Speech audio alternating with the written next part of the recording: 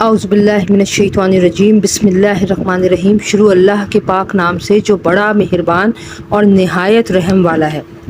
سورہ نساء مدنی سورت ہے اور اس میں 176 آیات اور 24 رکوع ہیں۔ یہ سورت حضرت محمد مصطفیٰ صلی اللہ علیہ وآلہ وسلم کے مدینہ منورہ ہجرت فرمانے کے بعد کے ابتدائی سالوں میں نازل ہوئی اور اس کا اکثر حصہ جنگ بدر کے بعد نازل ہوا تھا۔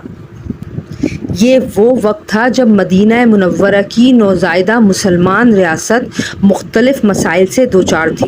زندگی کا ایک نیا ڈھانچہ ابھر رہا تھا جس کے لیے مسلمانوں کو اپنی عبادت کے طریقوں اور اخلاقی و معاشرت زندگی سے متعلق تفصیلی ہدایات کی ضرورت تھی۔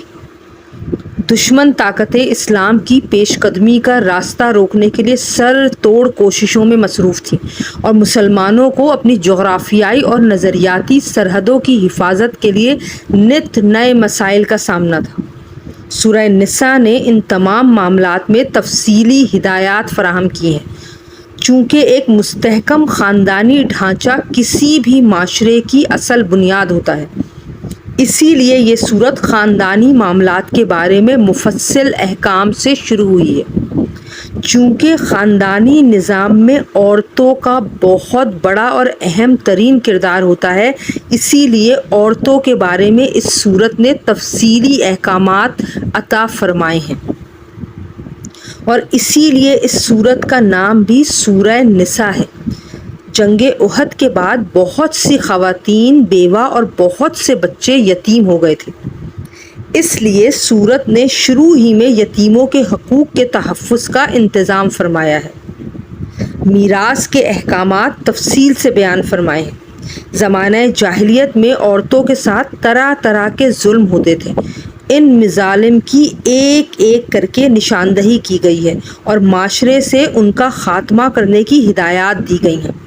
نکاح اور طلاق کے مفصل احکام بھی بیان کیے گئے ہیں اور میاں بیوی کے حقوق متعین فرمائے گئے ہیں، جس کے بعد انسان کی باطنی اور معاشرتی اصلاح کی طرف توجہ دلائی گئی ہے۔ مسلمانوں کو عرب کے صحراؤں میں سفر کے دوران پانی کی شدید قلت پیش آتی تھی، لہٰذا اس صورت میں تیمم کا طریقہ بھی بتایا گیا ہے۔ سفر میں نماز قصر کرنے کی سہولت عطا فرمائی گئی ہے۔ نیز جہاد کے دوران نماز خوف کا طریقہ بھی بتایا گیا ہے۔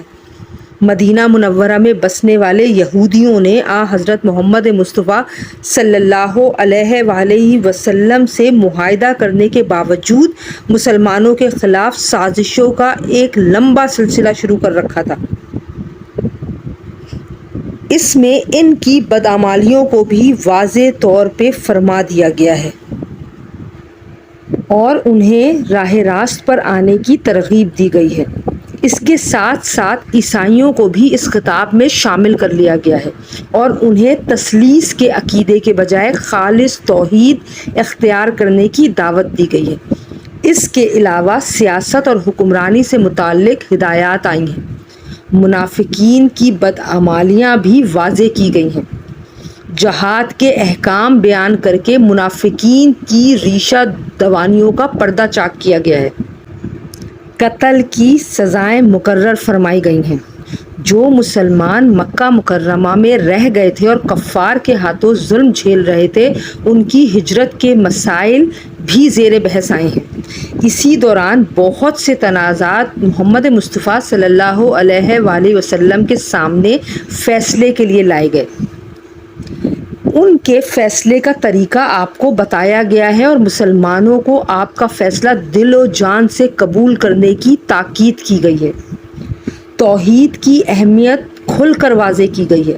خاندانی نظام اور میراث کے بارے میں صحابہ کرام رضی اللہ تعالیٰ عنہ نے پیارے نبی محمد مصطفیٰ صلی اللہ علیہ وآلہ وسلم سے چند سوالات پوچھے تھے، ان سوالات کا جواب دیا گیا ہے۔